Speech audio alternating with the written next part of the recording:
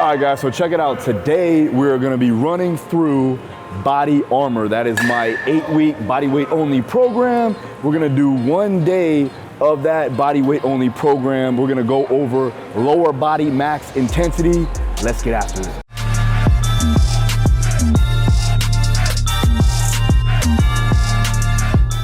All right, guys, so the first thing we're gonna do is set ourselves up for the warm-up portion. And the first thing that I like to do before I go to warm-up is to make sure that I have postural alignment. So what I'm gonna do is just a basic 90-90 hip lift. And all I'm doing is I'm just slightly lifting up my hips here, driving my lower back into the ground.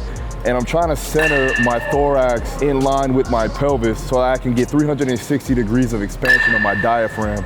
So I'm gonna take my hands, my palms are gonna be facing up, and I'm gonna draw my rib cage down. From there, it's gonna set my posture up aligned appropriately from the anatomical positioning. So I'm here locked in, and then I'm just slightly lifting up my hips, squeezing my glutes, getting that posterior pelvic tilt, and then I'm gonna breathe in deep.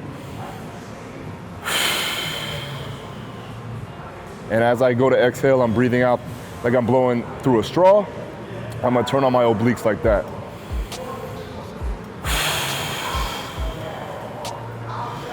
I'm also turning on my hamstrings, so I'm not pushing into the wall, I'm actually pulling down.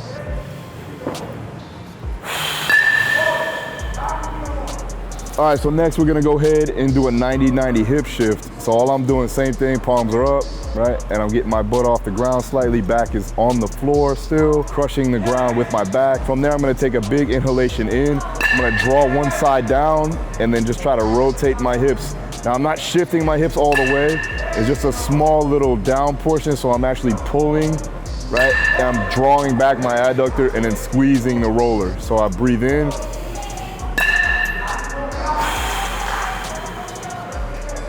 Switch.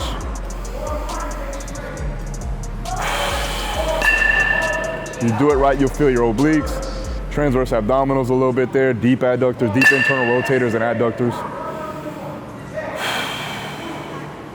Okay, so now what we're gonna do is a half kneeling adductor drawback. Now this is really good from a corrective standpoint. If you do see a hip shift in your squat, you can do these to help eliminate that hip shift, activate the adductors and the far side glute med. I'll show you what I mean. So I got a half kneeling position here. One leg is out in front, the back leg is pushed up against the wall here, so I'm driving my heel into the wall with good dorsiflexion. This leg's gonna be a little bit in close to midline, right? Because we wanna make sure we're getting internal rotation, adduction. And then this glute med is gonna be pretty much together in line with the body. So I want the knee, the hip, and then the body itself in line. So I don't wanna be offline here. I don't want the knee to be caved out here either. Heel into the wall. I'm squeezing my glute on the backside leg. From there, I'm squeezing my adductors together and I'm gonna rotate towards the knee side. Now, as I drive my hips forward, I'm squeezing my glute and I'm pulling with my adductor. I'm driving that rotation.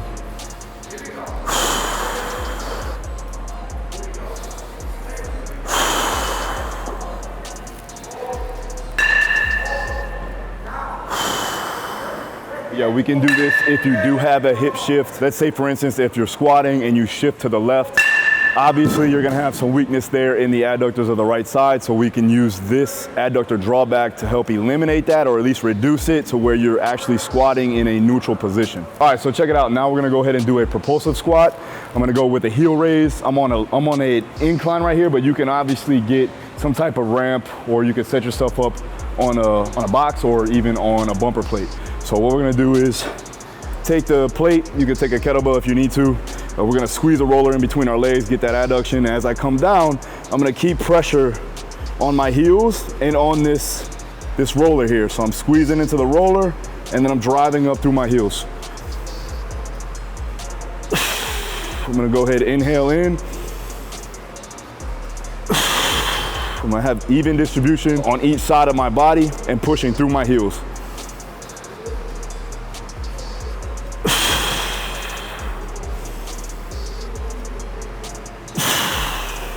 All right, guys, so check it out. I have the workout right here. Today, we're gonna be doing week 1, day 1, and the focus point is gonna be maximal intensity, more of a strength focus for the lower body. So first exercise is gonna be a rear foot elevated split squat. We're gonna follow that along with some V sit-ups.